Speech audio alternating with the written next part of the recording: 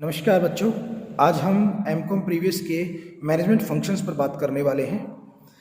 मैं आप सभी से इस विषय पर बात करने से पहले थोड़ा सा अपने बारे में बताना चाहूँगा। मैं डॉक्टर पुष्पदीप राजकीय महिला महाविद्यालय के अंदर वाणिज्य का प्राध्यापक हूँ और आप सभी के साथ इस विषय पर अपने विचार साझा करूँगा। हमारा आज का विषय है मैनेजमेंट फंक्शंस। हम सब ने nature and process of management पहले वाले वीडियो में पढ़ा था। उसमें कुछ चीज़ें आई थी कि भाई मैनेजमेंट प्रोसेस के क्या क्या करैक्टरिस्टिक्स रहती हैं, जैसे सोशल प्रोसेस होता है, यूनिवर्सल प्रोसेस होता है, इंटरेक्टिव होता है, कंपोजिट होता है, कॉन्टिन्यूस प्रोसेस होता है। इन सारे बातों पर हम विस्तार से चर्चा कर चुके हैं। अब हमारा आज का विषय जो रहने वाला है, क्लासिफिकेशन या टाइप्स ऑफ मैनेजमेंट फंक्शंस। हम सब ने बीकॉम में भी इस चीज़ को पढ़ा हुआ है। तो इसमें मुख्य रूप से डिफरेंट राइटर्स ने मैनेजमेंट के फंक्शंस को अलग अलग डिस्ट्रीब्यूट किया है। जैसे कुट्स और डोनेल वो कहता है कि जी management is a planning, organising, staffing, directing, controlling. यानी कुट्स और डोनेल ये कहता है कि जी मेरे हिसाब से हमारे मैनेजमेंट के 5 फंक्शंस होते हैं। इसी तरीके से कुछ और राइटर्स ने मैनेजमेंट के फंक्शंस में, जैसे जी.आर. टेरी, वो कहता है कि जी मेरे हिसाब से planning, organizing, acting and controlling, ये फंक्शन बेसिकली रहते हैं। यानी वो 4 पार्ट में डिवाइड करता है। लेकिन मुख्य रूप से अगर हम बात करें तो हमारे 6 मैनेजमेंट के फंक्शंस होते हैं जिनको हम आज पढ़ने वाले हैं। सबसे पहला होता है प्लानिंग, फिर ऑर्गेनाइजिंग, फिर स्टाफिंग, फिर डायरेक्टिंग। डायरेक्टिंग को फिर 4 पार्ट में डिवाइड किया जाता है। डायरेक्टिंग के सब पार्ट हो जाते हैं leadership, communications, motivations and supervision. और 5th हमारा होता है coordination and last is the controlling. तो 1 बाय 1 हम इनको शुरू करते हैं। सबसे पहला आता है प्लानिंग। प्लानिंग, जैसा कि हम सबको पता है कि हमारे किसी भी काम को करने की शुरुआत हमारे उस काम के बारे में सोचने से होती है। उसके बारे में कुछ योजना बनानी होती है, जिसको हम ये कह सकते हैं प्लानिंग या नियोजन कहते हैं। प्लानिंग बेसिकली आपकी कोर्स ऑफ एक्शंस, आप क्या करना चाहते हैं इसके बारे में पहले से निर्धारण करना होता है। इस निर्धारण में हम अपने लिए कुछ सोचते हैं, उस सोची हुई बातों का विस्तार से अध्ययन करते हैं, फिर उसके अकॉर्डिंग हम अपने ऑब्जेक्ट डिसाइड करते हैं। फिर उन ऑब्जेक्टिव को अचीव करने के लिए रूल्स रेगुलेशंस, हमारे पॉलिसीज़, प्रोग्राम, ये सारी चीज़ें बनाते हैं, स्ट्रेटजी बनाते हैं। क्योंकि हम उस प्लान को तैयार करते हैं तो उस प्लान को एग्जीक्यूट करने के लिए अपने कंप्यूटर से कैसे बचा सकता है, इन सब बातों को उसमें सोचते हैं। तो सामान्य रूप से अगर हम कहें तो प्लानिंग बेसिकली क्या होती है, what to be, when to do, how to do and who to do. हम क्या करना चाहते हैं, कब करना चाहते हैं, क्यों करना चाहते हैं, कैसे करना चाहते हैं, इन सभी प्रश्नों के उत्तर प्लानिंग के अंतर्गत आते हैं। George R. टेरी ये कहता है कि planning is the selecting and relating of facts and the making and using of assumptions regarding the features in the visualizations and formulations of proposed activities believed necessary to achieve desired results or goals. Means planning basically हमने जो भी fact figure है, सूचनाएं हैं, informations हैं, उनको इकट्ठा करना है, उनको एक सुव्यवस्थित प्रक्रिया में रखना है, उसके बारे में भविष्य उसका देखना है कि भविष्य में वो हमारे लिए कितना सही है, हमारे लिए कितना फ़ायदेमंद हो सकता है, और उसके अनुसार आगे कार्य करना है। ये बेसिकली प्लानिंग के अंतर्गत आता है। प्लानिंग में कई सारे स्टेप भी शामिल होते हैं, जैसे gathering informations, laying down objectives, developing planning premises, examination alternative courses, evaluations of action patterns, reviewing limitations या reviewing feedback plans and then implementation of plans। यानी नियोजन के बारे में अगर विस्तार से अध्ययन करना सीखेंगे तो उसमें ये आएगा कि भाई हम किस तरीके से काम करना चाहते हैं, उसके लिए फिर एक प्लान तैयार करेंगे, उस प्लान के अकॉर्डिंग उनका ऑब्जेक्टिव होगा, फिर उन ऑब्जेक्टिव्स का दायरा डिसाइड किया जाएगा, बाउंड्री निर्धारित की जाएगी कि इस बाउंड्री में रहते हुए हमें ये कार्य करना है, और उसके बाद एक्शन प्लान तैयार किया जाएगा। एक्शन प्लान को इम्प्लीमेंट करने से पहले उसकी फीडबैक भी ली जाएगी, यानी कुछ सैंपल के लिए इम्प्लीमेंट करके देखेंगे क्या परिणाम आते हैं। उन परिणाम में जो सुधार की आवश्यकता होगी वो सुधार करेंगे और उसके बाद उसे पुनः लागू कर देंगे। इस प्रकार से ये हमारा प्लानिंग पूरे तरीके से काम करता है। इसके बाद आता है ऑर्गेनाइजिंग। ऑर्गेनाइजिंग बेसिकली कहता है कि ग्रुप एक्टिविटीज़ है जिसके अंदर बहुत सारे लोग मिलकर जो प्लानिंग के अंदर हमने अपने ऑब्जेक्टिव तैयार किए हैं उन सारे पर्सन्स को एक दिशा में लागू करना, एक रूपरेखा देना कि इस रूपरेखा या इस मार्ग से चलते हुए हम अपने संगठन के उद्देश्य को प्राप्त कर सकते हैं, अपने ऑब्जेक्टिव्स या गोल्स अचीव कर सकते हैं। तो बेसिकली ऑर्गेनाइजिंग जो है इज अ प्रोसेस, एक प्रोसेस होता है जो identifying and grouping work to be performed, defining, delegating of responsibility and authorities, and establishing relationship for the purpose of enabling people to work most effectively, efficiently together in accomplishing objectives। यानी जो आपने उद्देश्य निर्धारित किए हैं, जो लक्ष्य निर्धारित किए हैं, उनके लिए ऐसे व्यक्ति ढूंढना जो उस काम के लिए अपनी इच्छा से करने को तैयार हों और फिर उन लोगों को सही मार्गदर्शन देते हुए, दिशा निर्देश देते हुए उस कार्य को देना और उसकी जिम्मेदारी तय करना, और कार्य की जिम्मेदारी के साथ साथ जो उन्हें आवश्यक अधिकारों की ज़रूरत है वो अधिकार उपलब्ध कराना ताकि वो अपने जो ऑर्गेनाइजेशन के ऑब्जेक्टिव्स हैं उन्हें अचीव कर सके। इसमें ये ध्यान देना बहुत आवश्यक है कि जिन लोगों को हम अपने साथ लगा रहे हैं उनके उद्देश्य भी वही हों जो हमारे हैं, यानी ऑर्गेनाइजेशन के हैं। ऑर्गेनाइजेशन के ऑब्जेक्टिव के साथ मिलकर अगर कोई कार्य करेगा तो ही हमारा ऑर्गेनाइजेशन अपने ऑब्जेक्टिव को अचीव कर सकता है, कह सकते हैं कि सेम डायरेक्शन में हो सकता है। लेकिन अगर उद्देश्य अलग अलग होंगे तो उसकी परिस्थिति ऐसी हो जाएगी जैसे एक गाड़ी को धक्का मार रहे हैं लेकिन धक्का मारने के लिए लोग चारों तरफ से उसको धक्का मार रहे हैं, तो उस परिस्थितियों के अंदर वो गाड़ी कहीं नहीं हिलेगी। क्यों? क्योंकि सबकी डायरेक्शन अलग अलग है, सबके ऑब्जेक्टिव अलग अलग है। कोई आगे की तरफ धक्का रहा है, कोई पीछे की तरफ धक्का रहा है, और फोर्स जो है वो न्यूट्रल होती जा रही है। तो इसलिए ज़रूरी है एक डायरेक्शन में काम करते हुए हमें आगे बढ़ना है।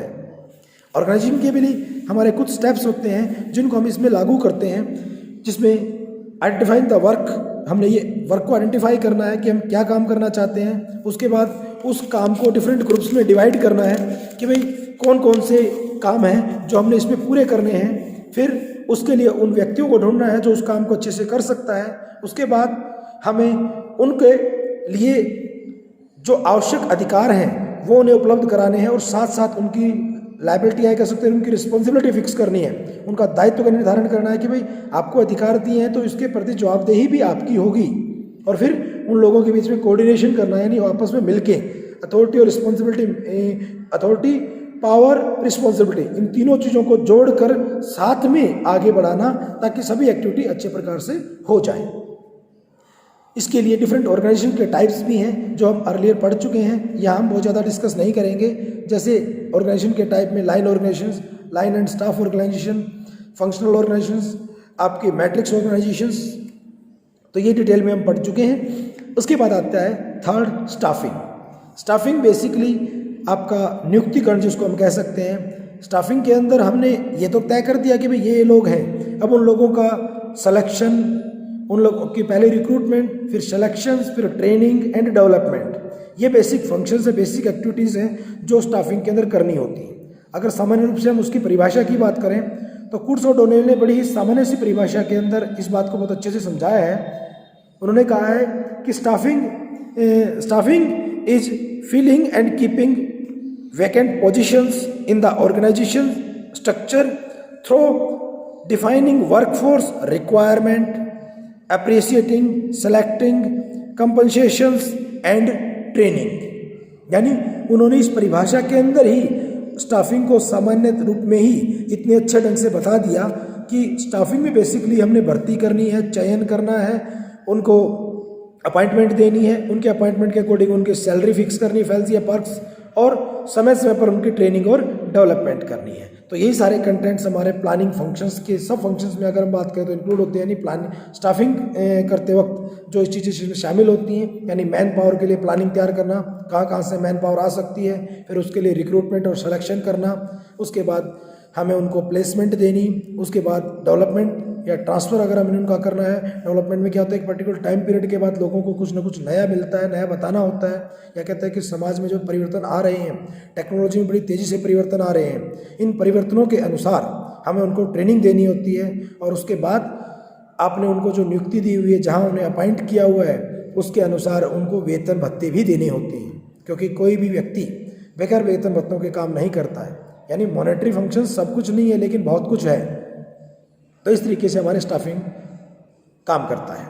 उसके बाद आता है डायरेक्टिंग। डायरेक्टिंग होता है दिशा निर्देश देना, यानी आपने उनको दिशा देनी है, किस दिशा में आपको जाना है। यानी जो आपने ऑब्जेक्टिव डिसाइड किए हैं, जो आपने प्लान तैयार किया है, उस प्लान को इम्प्लीमेंट करने का काम डायरेक्टिंग का होता है। जॉर्ज आर टैरी डायरेक्टिंग के बारे में कहता है कि directing is the moving to actions and supplying simulative power to the groups. यानी वो कहता है कि डायरेक्टिंग एक ऐसा कार्य है जो आपने उन लोगों को एक्शन, यानी जिनको आपने प्ले बटन दबा दिया है, वो प्ले करने के बाद आगे मूवमेंट करना शुरू कर देते हैं। कब तक चलते हैं? जब तक कि जो उनके डिज़ायर, उनके एक्शन थे वो पूरे नहीं हो जाते, और साथ साथ उनको वो पावर भी दी जाती हैं जिससे वो अपने ग्रुप्स में जो एक्टिविटी उनको दी गई है उन्हें पूरा करता है। लेकिन डायरेक्टिंग के साथ साथ हमें ये देखना होता है। जैसे उदाहरण के लिए कहता हूँ कि जी मान लीजिए आपने किसी मशीन को चला दिया, प्ले किया, भाई आप सीधे जाना है, मशीन सीधा जाएगी। सामने अगर गड्ढा है तो भी मशीन, क्योंकि मशीन को जो आप कमांड देंगे वो काम करेगी।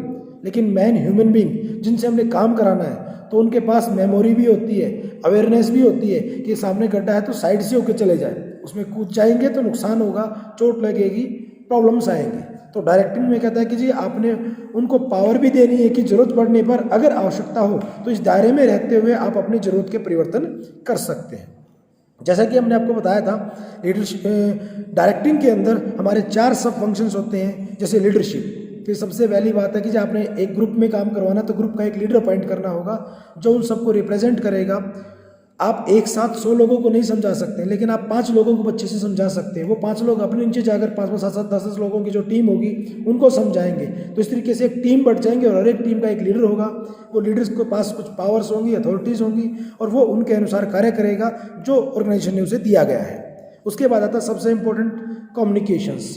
डायलॉग्स होने बहुत ज़रूरी है। जैसे हम अक्सर देखते हैं कि मान लीजिए हमारे में से कुछ बच्चे हमसे नाराज़ हैं, तो हम जानना चाहेंगे कि नाराज़गी की वजह क्या है। पूछने पे पता चला कि सर हमारे फलां टीचर्स ने हमारा ये टॉपिक्स में कुछ डांट लगा दी, उस दिन मुझे टेस्ट आया था, मुझे नंबर कम मिल गए। इस तरह की कोई भी इश्यू हो सकता है। लेकिन अगर बातचीत होती है तो डायलॉग्स होंगे तो क्या होगा, इन्फॉर्मेशन आएगी। आपने इन्फॉर्मेशन दी, कोई बात नहीं बेटा, नेक्स्ट पेपर में आप अच्छा परफॉर्म कर देना। तो उससे क्या होगा, डायलॉग्स में आएगा तो प्रॉब्लम्स दूर हो जाएंगी और ये नाराज़गी नहीं होंगी। इसलिए कम्युनिकेशन बड़ा जरूरी होता है। हमने बताया था, देखो मशीन्स अलग चीज़ होता है कि जी उनके अंदर नाराज़गी है, उनके अंदर फीलिंग नहीं होती। लेकिन जो ह्यूमन बीइंग्स हैं जिनसे हम डील करते हैं, कहते हैं उनके अंदर फीलिंग्स भी हैं, उनको इमोशंस भी हैं। कहीं ना कहीं कुछ चीज़ें उन्हें अच्छी लगती हैं तो कुछ बुरी भी लगती हैं। तो अच्छा लगा उसके लिए शाबाशी दे दी, बुरा लगा उसके लिए डांट लगा दिया, गलती की उसके लिए डांट लगा दी। तो इस तरीके से आपको उन्हें ह्यूमन बीइंग की तरह ट्रीट करना है। मशीन और मैन, इन दोनों में डिफरेंस रखना है। कम्युनिकेशन बेसिकली इसी डिफरेंस को बनाती है, क्योंकि मशीन्स आपके रिस्पॉन्स दोगे वन वे, आपने कह दिया वो काम करेगी, वो आपको बताएगी नहीं उल्टा कि जो आप कह रहे हो सर इसमें कमियां हैं, इसमें गलतियां हैं, इसमें सुधार की जरूरत है। नहीं, मैन बता देता है। तो इसलिए जरूरी है कि आपको दोनों पक्षकार, आप इंफॉर्मेशन दे रहे हैं तो उसके अकॉर्डिंग फीडबैक भी लें। जो उनको समस्याएं आ रही हैं उनके बारे में भी उनसे बात करें। तो उससे क्या होगा, हमारे प्रॉब्लम्स कम हो जाएंगी। फिर आता है मोटिवेशन। जैसे अभी बताया था कि जी फीलिंग्स होती हैं, ह्यूमन बीइंग है तो वो एक टाइम पीरियड के बाद ये चाहता है कि जी मुझे भी मेरे सबॉर्डिनेट या सीनियर्स जो है मेरे अच्छे काम के लिए मुझे शाबाशी दें, मुझे समझाएं, मुझसे बातें करें। आप घर में भी देखोगे, आपने बच्चों की सारी ज़रूरतें पूरी कर दी हैं, लेकिन आप बच्चों के पास 2 मिनट बैठकर बात नहीं करते, उनसे उनकी इन्फॉर्मेशन शेयर नहीं करते, तो क्या होगा, बच्चा अपने आप को अकेला महसूस करना शुरू कर देगा। और आजकल तो इतनी सारी समस्याएं हम देख रहे हैं सोसाइटी के अंदर कि बच्चे डिप्रेशन में चले जाते हैं और डिप्रेशन के बाद सुसाइड अटेम्प्ट कर देते हैं। कितना बड़ा कदम है, सिर्फ इसलिए कि भाई कहीं ना कहीं वो अपनी बातें, अपनी भावनाएं अपने माँ बाप के साथ, अपने भाई बहन के साथ, अपने दोस्तों के साथ शेयर नहीं कर पा रहे हैं। तो वो मोटिवेशन जरूरी है कि भाई आप उनको समय समय पर समझाएं, बताएं, बात करें, ताकि वो ऐसी कोई गलती ना कर सके जिसके कारण उनका जीवन खराब हो जाए।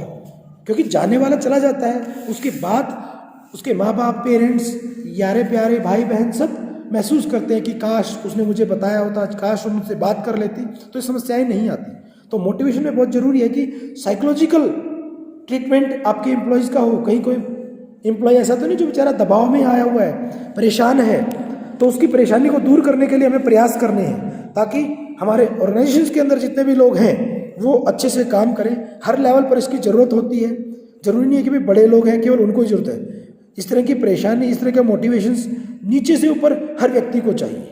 इसीलिए होता है कि भाई कुछ लोग ऐसे होते हैं जो मोटिवेट होते हैं शाबाशी से, कुछ लोग ऐसे होते हैं कि जी नहीं, उन्हें पब्लिसिटी चाहिए, समाज के अंदर प्रसिद्धि हो कि जी मेरा नाम आ गया, मेरी फ़ोटो आ गई है। कुछ लोग ऐसे होते हैं कि नहीं चाहिए, हमें प्रसिद्धि ज़्यादा मतलब नहीं है, हमें चाहिए पैसा, हमारे पास फंड्स हो, मॉनेटरी बेनिफिट आए। तो दोनों तरीके से, मॉनेटरी और नॉन मॉनेटरी, दोनों तरह के मोटिवेशंस हमें अपने एम्प्लॉय के साथ करने चाहिए ताकि उसके अनुसार वो अच्छे से कार्य कर सके और ऑर्गेनाइजेशन के ऑब्जेक्टिव अचीव हो सके। तीसरा आता है चौथा सब पार्ट आता है सुपरविजन।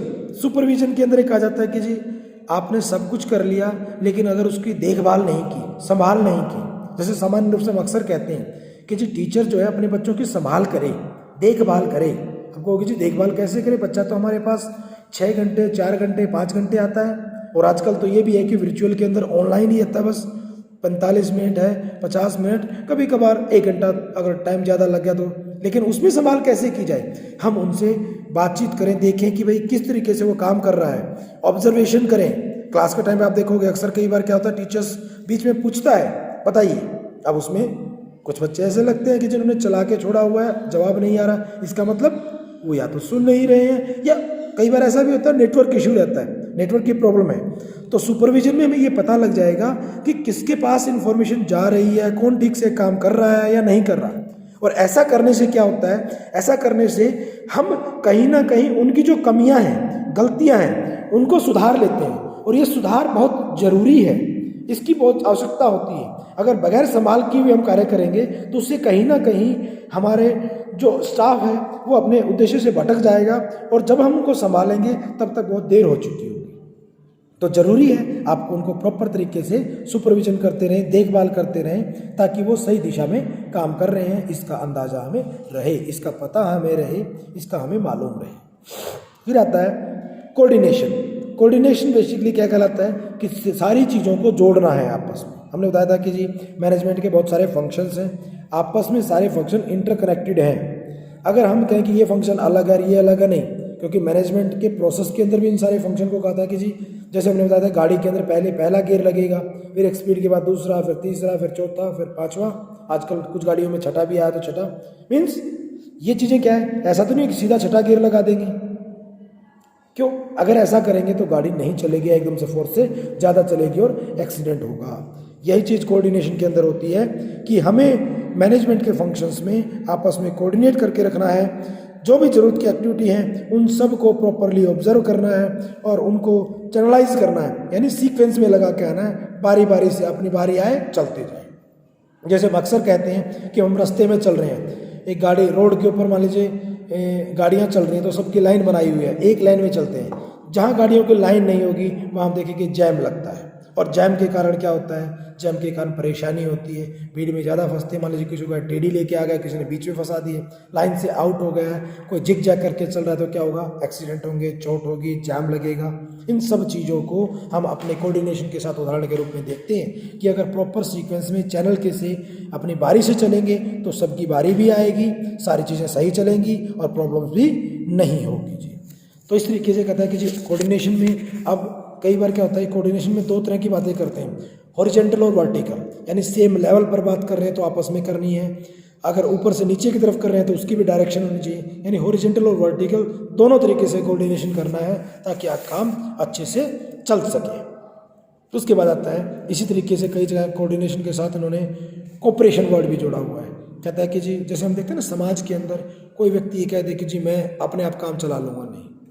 हमारे यहाँ देशी भाषा में गांव से जो परिवेश से जुड़े हुए बच्चे हैं उनको पता होगा कि गांव में जब रहते हैं तो आपस में हमें एक दूसरे से चीज़ों का आदान प्रदान करते हैं, एक्सचेंज करते हैं। तो इसका अर्थ क्या होता है कि भाई हाथ को हाथ धोता है, यानी आपको किसी चीज़ की ज़रूरत है, आपने दूसरे से मांग ली, दूसरे को कोई चीज़ ज़रूरत है आपसे मांगेगा, आप कहोगे जी मैं तो नहीं दूंगा, उससे लेके आऊँगा तो अगला भी नहीं देगा। इसलिए वो हाथ से हाथ धोने की बात कही जाती है कि भाई आपस में एक दूसरे की मदद करें, एक दूसरे की सहायता करें। कोऑपरेशन, हमारे यहाँ देखो कि कोऑपरेटिव मूवमेंट्स, जैसे अक्सर गांव में हम देखते हैं कि भाई गांव का किसान जो है वो बेचारा अपनी फसल को बेचने के लिए जाता है मंडी में, उसको कम पैसे मिलते हैं, लेकिन मान लीजिए वो गांव का किसान गांव में जितने भी किसान हैं सारे मिलके कोऑपरेटिव अपनी बना लें। भाई कुछ किसान समृद्ध है, कुछ गरीब है, सब मिलके अगर काम करें, वो अनाज अपने पास रखे, पैकिंग करके बेच के आएँ, तो उससे क्या उस कोऑपरेशन से क्या होगा, जो किसान समृद्ध है वो अपने निर्धन साथी किसान की मदद कर दे और फिर उस काम को आगे बढ़ाए, तो उससे कहीं ना कहीं क्या होगा, सभी किसानों का भला होगा, सबकी ग्रोथ आएगी। तो इसलिए ज़रूरी है कि आप कोऑपरेशन के अंदर काम करें। और कोऑपरेटिव मूवमेंट अगर हम इस पर यहाँ ज़्यादा बात करें तो लंबा हो जाएगा। अपने आप में आज तक इतिहास में देख लीजिए, कोऑपरेटिव से अलावा इतनी पॉपुलेशन वाले हमारे देश के अंदर कभी भी ग्रोथ नहीं हो सकती जब तक कि हम इस कोऑपरेटिव मूवमेंट के अंदर नहीं आ पाएंगे। फिर आता है कंट्रोलिंग, सबसे आखिरी चीज़। आपने गाड़ी चला दी है, गाड़ी में सबसे इम्पोर्टेंट 7 चीज़ की तरह आपकी गियर और रेस के साथ साथ ब्रेक एक चीज़ होती है। ब्रेक मीन्स गाड़ी को रोकना, अचानक कुछ सामने आ गई, ब्रेक लगाने पड़ेंगे। ब्रेक लगाने के बाद हम फिर स्पीड कम करते हैं, गियर चेंज करते हैं। ऑटोमेटिक गाड़ियाँ तो अपने आप हो जाती है, लेकिन ब्रेक का यूज़ है। ब्रेक का पर्पज़ क्या है, कुछ भी अचानक आ जाए, सामने हो जाए, उसको नियंत्रण करें। नियंत्रण का काम मैनेजमेंट में आखिरी फंक्शंस होता है, जिसमें कहता है कि भाई आपने ये देखना, आपने तय क्या किया था, उसी मार्ग पर चल रहे हैं कि मार्ग से भटक गए हैं। अगर आपको लगे कि हम मार्ग से भटक गए हैं तो तुरंत रोकना, नियंत्रण करना, ताकि समस्या न आए, ताकि चीज़ें कंट्रोल में रहें। ये सबसे इम्पोर्टेंट चीज़ होती है। तो ये हमारे फंक्शंस ऑफ मैनेजमेंट थे, या मैनेजरियल फंक्शन जिसको कह सकते हैं। अब इन्होंने कुछ पॉइंट बताया कि जी एक टॉपिक छोटा सा और आता है, inter relationship between various function of management. हमने बताया planning, organising, staffing, directing, controlling, ये सभी के सभी आपस में जुड़े हुए हैं, एक दूसरे के साथ मिले हुए हैं। किसी भी फंक्शंस को अगर हम अलग करेंगे काम नहीं चलेगा। हम कहेंगे जी हम प्लानिंग कर लेते हैं फिर सीधा कंट्रोलिंग कर देते, नहीं जी, हमें हर कार्य को इसी सीक्वेंस में काम करना है। पहले योजना बनाएंगे, फिर और उसके लिए ऑर्गेनाइजिंग करेंगे, फिर उसके लिए स्टाफिंग करेंगे, उसके बाद डायरेक्टिंग करेंगे, फिर कंट्रोलिंग करेंगे, फिर फीडबैक लेके चलेंगे। हाँ, ये हो सकता है इस चैनल में चलते चलते हमें बीच में ध्यान आए कि हमारे काम में कुछ गलतियां हैं, तो दोबारा कांटेक्ट कर सकते हैं कि प्लानिंग में क्या एग्जीक्यूट करें जी, इस प्लान में प्रॉब्लम आ रही है, तो रिव्यू के लिए भेज दिया, मॉडिफाइड करके फिर आ गया जी, चलेगा इसी तरीके से। यानी आपस में हर फंक्शन जुड़ा रहेगा, कोई भी फंक्शन ऐसा नहीं होगा जो दूसरे के साथ काम नहीं करता होगा। हर फंक्शन की अपनी महत्ता है। कहेंगे कि जी कोई फंक्शन कम महत्वपूर्ण है, नहीं, सारे फंक्शंस महत्वपूर्ण हैं, सभी जरूरी हैं, सभी की आवश्यकता होती है। किसी भी फंक्शंस को बीच में निकाल दें, हटा दें, फंक्शन नहीं चल पाएगा। और सबसे इम्पोर्टेंट और मेन फीडबैक की अगर हम बात करें कोऑर्डिनेशन, तो कहता है जी कोऑर्डिनेशन इसलिए महत्वपूर्ण माना जाता है क्योंकि वो कहीं ना कहीं हमारी सारी चीज़ों को जोड़ता है। अगर मान लीजिए हमने सबको अलग अलग फैला दिया और इकट्ठा नहीं किया, ग्रुप में नहीं शामिल किया, तो कहीं ना कहीं वो मैनेजमेंट नहीं होगा, क्योंकि मैनेजमेंट है ही ग्रुप एक्टिविटीज़।